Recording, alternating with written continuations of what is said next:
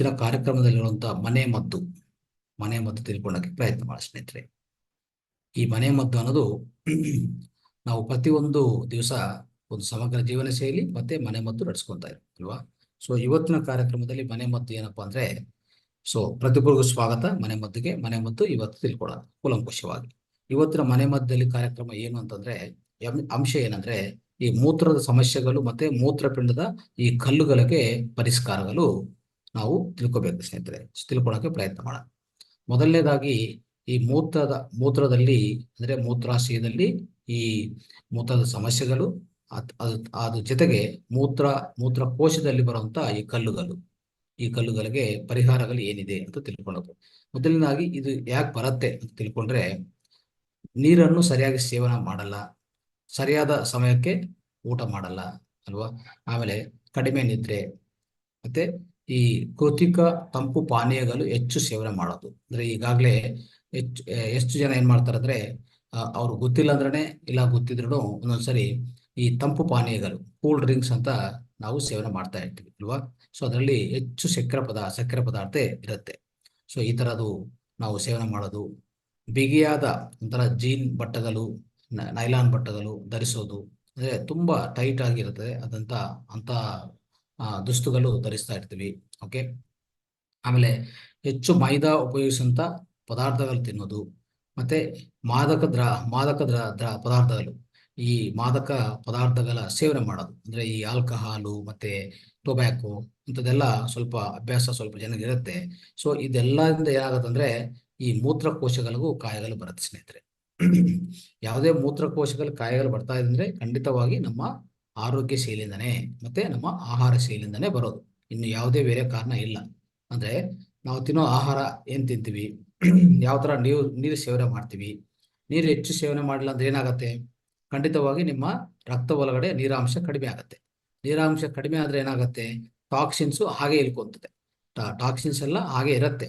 ಅದೆಲ್ಲ ಟಾಕ್ಸಿನ್ಸ್, ಯಾವುದೇ ಟಾಕ್ಸಿನ್ಸ್ ಇರಲಿ, ಪ್ರತಿಯೊಂದು ಟಾಕ್ಸಿನ್ ಏನ್ ಮಾಡಬೇಕು, ರಕ್ತ ಒಳಗಡೆ ಸೇರ್ಕೊಂಡಿದ ಮೇಲೆ ಅಂದ್ರೆ ನಾವು ಯಾವುದೇ ವ್ಯರ್ಥ ಪದಾರ್ಥಗಳು ದೇಹದಲ್ಲಿ ಉತ್ಪನ್ನ ಆಗುತ್ತೆ. ಪ್ರತಿ ಜೀವಕೋಶ ತಾನಂತ ಸ್ವಲ್ಪ ಟಾಕ್ಸಿನ್ಸ್ ಉತ್ಪನ್ನ ಮಾಡ್ತಾನೆ ಇರ್ತದೆ.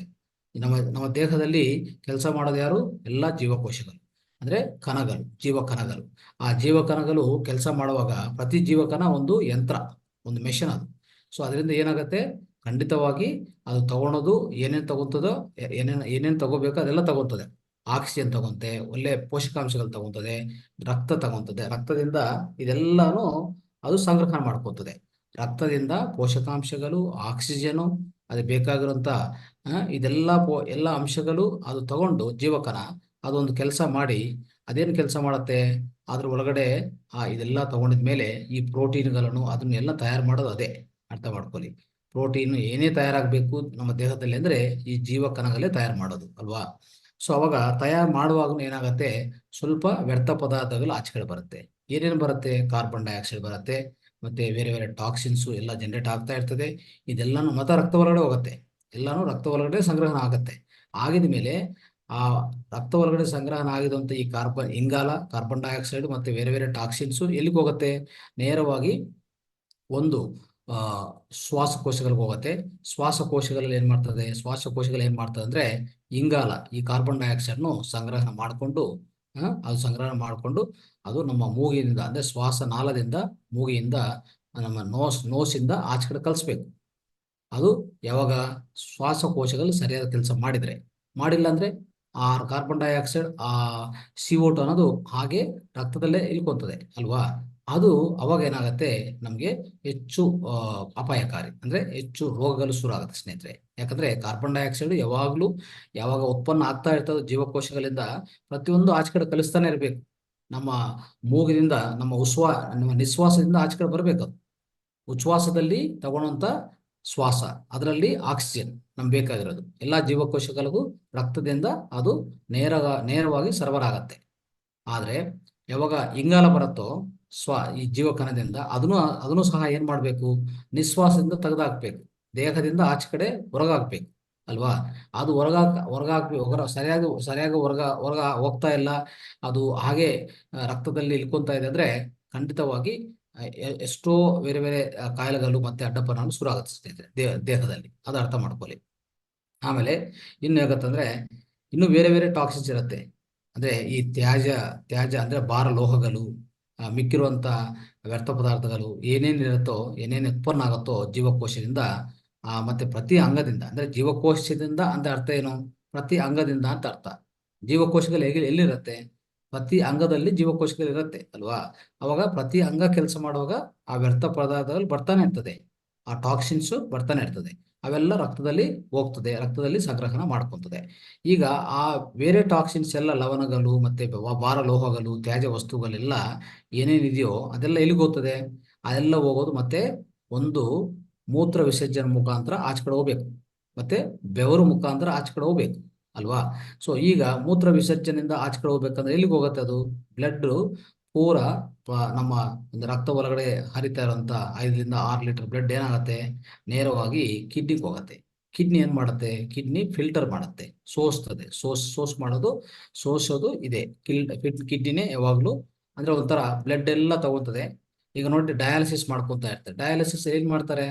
ಎಲ್ಲಾ ರಕ್ತವನ್ನು ಒಂದು ಮೆಷಿನ್ ಮುಖಾಂತರ ಫಿಲ್ಟರ್ ಮಾಡಿ ಮತ್ತೆ ತಿರ್ಗಾ ಫ್ರೆಶ್ ಬ್ಲಡ್ನು ನಿಮ್ಮ ದೇಹ ಒಳಗಡೆ ಕಲಿಸ್ತಾ ಇರ್ತಾರೆ.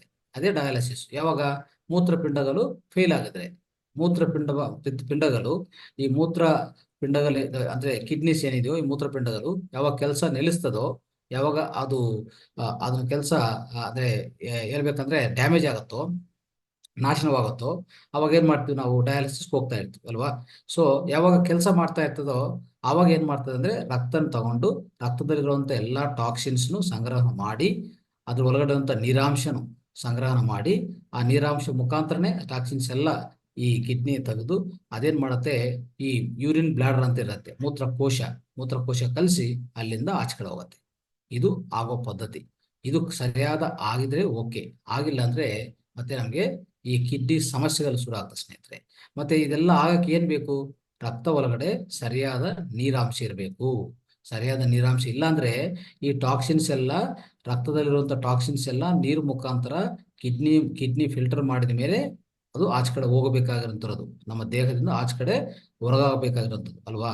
ಅದನ್ನು ಸರಿಯಾದ ಪಾಲನೆ ನಾವು ಮಾಡ್ಬೇಕಾಗತ್ತೆ. ಅದಕ್ಕೆ ನೀರನ್ನು ಸರಿಯಾಗಿ ಕುಡಿಬೇಕು. ಮತ್ತೆ ಈ ತಂಪು ಪಾನೀಯಗಳು ಅದು ಇದು ಕುಡಿಯಬಾರ್ದು. ಅದ್ರಲ್ಲಿ ಹೆಚ್ಚು ಸಕ್ಕರಾಂಶ ಇರುತ್ತೆ, ಬೇರೆ ಬೇರೆ ಎಲ್ಲ ಹೆಚ್ಚು ಲವಣಗಳಿರುತ್ತೆ. ಅದೆಲ್ಲ ಕಿಡ್ನಿ ಮೇಲೆ ಭಾರ ಆಗತ್ತೆ, ಕಿಡ್ನಿ ಫಿಲ್ಟರ್ ಮಾಡಕ್ಕೆ ಭಾರ ಆಗತ್ತೆ ಅಲ್ವಾ? ಸೊ ಅದಕ್ಕೋಸ್ಕರ ಯಾವುದೇ ನೋಡಿ, ಹೆಚ್ಚು ಸಕ್ಕರಾಂಶ ಆಗ್ತಾ ಹೋದ್ರೆ ಸ್ನೇಹಿತರೆ, ಮೊದಲನೇದು ಡಯಾಬಿಟಿಸು, ಎರಡನೇದು ನಿಮ್ಮ ಕಿಡ್ನಿಸ್ ಡ್ಯಾಮೇಜ್ ಆಗ್ತಾ ಬರ್ತದೆ. ಅದು ನಾವು ಬಹಳ ಪ್ರಾಮುಖ್ಯತೆ ವಿಷಯ, ನಾವು ನೆನಪಿಟ್ಕೋಬೇಕಾಗತ್ತೆ ಸ್ನೇಹಿತರೆ.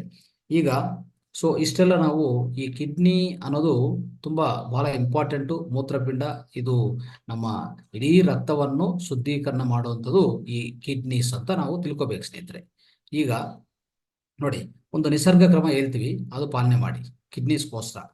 ಏನ್ ನಿಸರ್ಗ ಕ್ರಮ ಅಂದ್ರೆ, ಸೊ ನಿಂತ್ಕೊಂಡು ಯಾವಾಗೂ ಮೂತ್ರ ವಿಸರ್ಜನೆ ಮಾಡಕ್ ಹೋಗ್ಬಾರ್ದು. ಓಕೆ? ಈಗ ಈ ಮೂತ್ರ ಸಮಸ್ಯೆಗಳಿಗೂ ಮತ್ತೆ ಮೂತ್ರಪಿಂಡಗಳ ಕಲ್ಲುಗಳಿಗೆ ಈ ಮನೆ ಮದ್ದು ಭಾಗದಾಗಿ ನಿಸರ್ಗ ಕ್ರಮ ಒಂದಿದೆ, ಅದು ಪಾಲನೆ ಮಾಡೋಣ.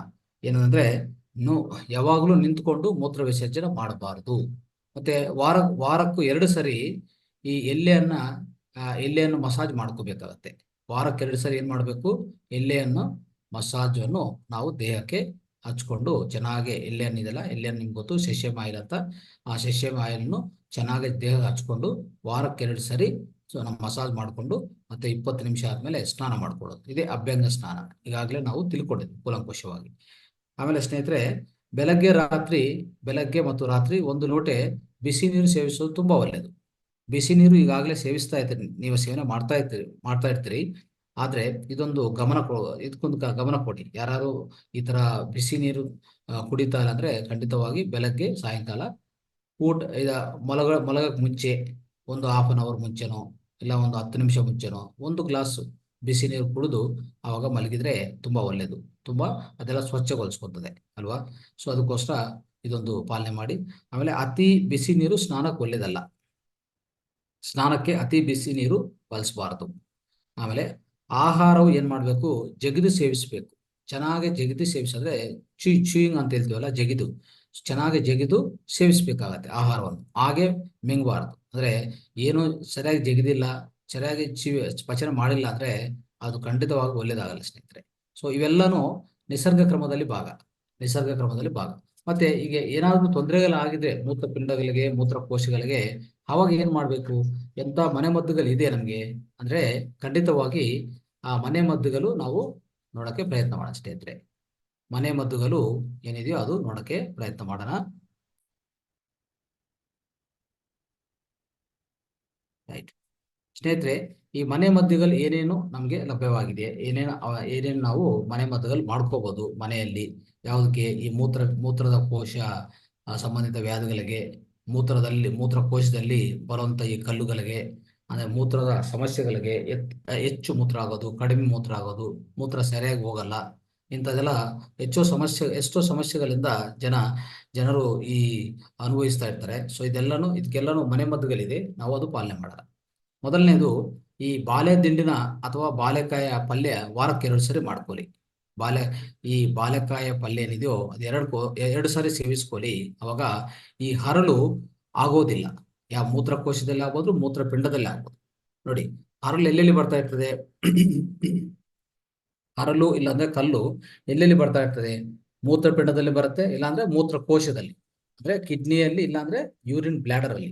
ಈ 2 ಪ್ರಾಂತದಲ್ಲಿ ಆಗ್ತಾ ಇರ್ತದೆ ಈ ಕಲ್ಲುಗಳು ಅಲ್ವಾ, ಹರಳು. ಸೊ ಇದು ಕರಗಬೇಕು, ಇಲ್ಲ ಆಗ್ಬಾರ್ದು ಅಂದ್ರೆ ಏನ್ ಮಾಡ್ಬೇಕು ನಾವು ಅಂದ್ರೆ ಖಂಡಿತವಾಗಿ ವಾರಕ್ಕೆ 2 ಸರಿ ಈ ದಿಂಡಿನ ಇಲ್ಲ ಅಥವಾ ಅಂದ್ರೆ ಬಾಳೆಕಾಯ ಇದು ಪಲ್ಯ ಮಾಡ್ಕೊಳ್ಳಿ. ಪಲ್ಯ ಅಂದ್ರೆ ಒಂದು ಕರಿ ಮಾಡ್ಕೊಂಡು ನೀವು ಸೇವನೆ ಮಾಡ್ಕೊಂಡ್ರೆ ಖಂಡಿತವಾಗಿ ಇದಕ್ಕೂ ಒಳ್ಳೆ ಪರಿಹಾರ ಸಿಗತ್ತೆ ನಿಮ್ಗೆ. ಆಮೇಲೆ ಈ ಹರಳುಗಳು ಕರಗಬೇಕಂದ್ರೆ ದಿನಕ್ಕೆ 2 ಸಾರಿ 1 ಕಪ್ಪು ನೀರಿಗೆ 1 ಚಮಚ ಗೋಮೂತ್ರವನ್ನು ಊಟಕ್ಕೆ ಮೊದಲೇ ಸೇವಿಸ್ಕೊಳ್ಳಿ. ಊಟಕ್ಕೆ ಮೊದಲೇ ಸೇವನೆ ಮಾಡಿದ್ರೆ, ಅಂದ್ರೆ 1 ಕಪ್ಪು ನೀರು ತಗೊಂಡು ಅದಕ್ಕೂ 1 ಚಮಚ ಗೋಮೂತ್ರ, ಗೋ ಆರ್ಕ ಅಂತ ಇರ್ತದಲ್ಲ, ಗೋ ಆರ್ಕ, ಅದನ್ನು ಮಿಕ್ಸ್ ಮಾಡ್ಕೊಳ್ಳಿ, ಬೆರೆಸಿ ಅವಾಗ ಅದನ್ನು ಸೇವನೆ ಮಾಡಿ. ಯಾವಾಗ? ಊಟಕ್ಕೆ ಮೊದಲೇ ಸೇವನೆ ಮಾಡಿ. ದಿನಕ್ಕೆ 1 ಸರಿ ಮಾಡಿ, ಅಟ್ಲೀಸ್ಟ್ ದಿನಕ್ಕೆ 2 ಸರಿ ಮಾಡಿ, ಬೆಳಗ್ಗೆ ಸಾಯಂಕಾಲ. ಆ ಥರ ಮಾಡಿದ್ರೆ ನೈಟ್ ಅಂದ್ರೆ ಈ ಡಿನ್ನರ್ಗೆ ಮುಂದೆ, ಆಮೇಲೆ ಬೆಳಗ್ಗೆ ಅಂದ್ರೆ ತಿಂಡಿಗೆ ಮುಂದೆ, ಈ ತರ 2 ಸರಿ ಮಾಡ್ಕೊಂಡ್ರೆ ಸ್ನೇಹಿತರೆ ಖಂಡಿತವಾಗಿ ನಿಮ್ಗೆ ಹರಳೆಲ್ಲ ಕರಗಿ ಹೋಗ್ತದೆ. ಈ ಹರಳು ಕರಗೋದು ತುಂಬಾ ಉಪಕಾರಿ ಇದು, ಹರಳು ಕರಗಕ್ಕೆ ಅಲ್ವಾ. ಇದು ಪಾಲನೆ ಮಾಡಿ. ಆಮೇಲೆ ಮೂತ್ರದ ದುರ್ವಾಸನ ಬರ್ತಾ ಇದ್ರೆ, ಈ ದುರ್ವಾಸನದು ಅದು ತಡೆಯಬೇಕಂದ್ರೆ 1 ಕಪ್ಪು ನೀರಲ್ಲಿ 1 ಕಪ್ಪು ನೀರು ತಗೊಳ್ಳಿ, 1 ಚಿಟಿಕೆ ಶ್ರೀಗಂಧ ನೀವು ಸೇರಿಸ್ಕೊಂಡು ಅದನ್ನು ಸೇವನೆ ಮಾಡಿ. ಸೊ 1 ಕಪ್ಪು ನೀರು, 1 ಚಿಟಿಕೆ ಶ್ರೀಗಂಧ ಹಾಕೊಂಡು ಸೇವನೆ ಮಾಡಿದ್ರೆ ಈ ಮೂತ್ರದಲ್ಲಿ ಬರುವಂತ ದುರ್ವಾಸನ ಅನ್ನೋದು ಅದು ನಾವು ತಪ್ಪಿಸ್ಬೋದು ಸ್ನೇಹಿತರೆ, ತಡೆಗಟ್ಟು ಮಾಡ್ಬೋದು ಅಲ್ವಾ. ಇದೊಂದು. ಆಮೇಲೆ ಈ ಈ ಮೂತ್ರ ಈ ಈ ಬಹುಮೂತ್ರ ಬರ್ತಾ ಇರ್ತದೆ. ಸ್ವಲ್ಪ ಜನಕ್ಕೆ ಏನಂದ್ರೆ ಬಹುಮೂತ್ರ ಬರ್ತಾ ಇರ್ತದೆ. ಆ ಬಹುಮೂತ್ರ ಬರುವಾಗ ಏನ್ ಮಾಡ್ಬೇಕಂದ್ರೆ ಮಲಗುವಾಗ ಈ ಜೀರಿಗೆ ಕಷಾಯ ಮಾಡ್ಕೊಂಡು ಸೇವನೆ ಮಾಡಿ. ಜೀರಿಗೆ ಕಷಾಯ ಸೇವನೆ ಮಾಡಿಕೊಂಡು ಮಲಗಿದರೆ ನಿಮಗೆ ಬಹುಮೂತ್ರ ಬರುವಂತ ಅವಕಾಶ, ಅಂದ್ರೆ ಅಂತ ವ್ಯಾಧಿಗಳನ್ನು ನಾವು ತಪ್ಪಿಸ್ಬೋದು ಸ್ನೇಹಿತರೆ. ಇದು ಅರ್ಥ ಮಾಡ್ಕೊಳ್ಳಿ.